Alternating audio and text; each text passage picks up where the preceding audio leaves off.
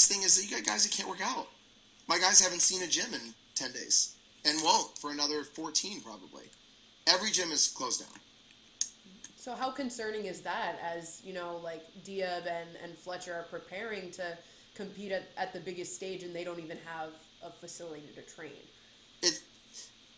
For those guys, it's devastating. I mean, so fortunately, Alex Diab's dad owns a gym up north, owns the gym. So, I think he was like, I want to stay down here and train with who I've trained with the last 4 years and the team.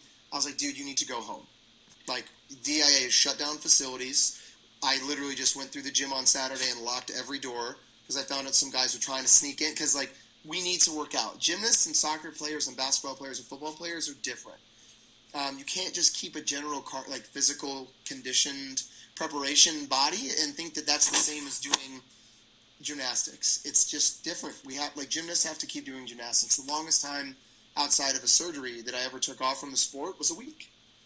If I was healthy, you took a week off and then you're back in the gym training upgrades, new skills or parts or half routines.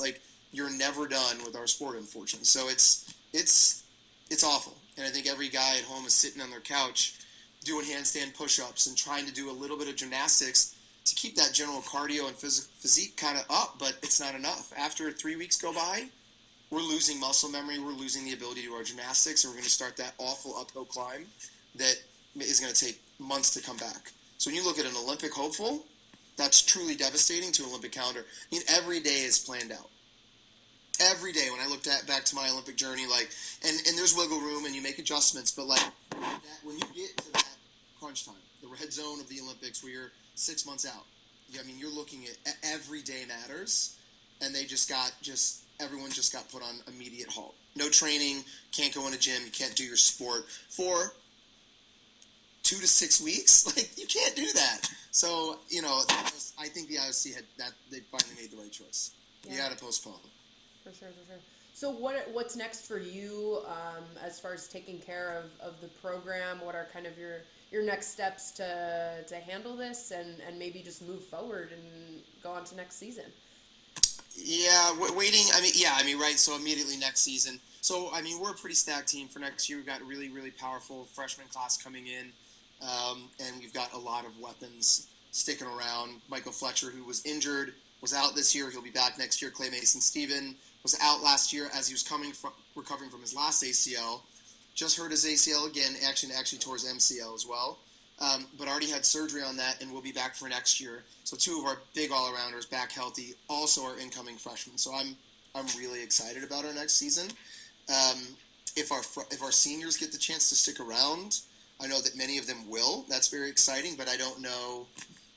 That's a total toss-up, right? I'm really kind of waiting on that to reach out to them because I think they're all hanging on that little thread of hope, and nothing's been finalized with that yet. So I'm just kind of waiting, as I'm sure they are, right? Because I feel like they deserve to have a postseason.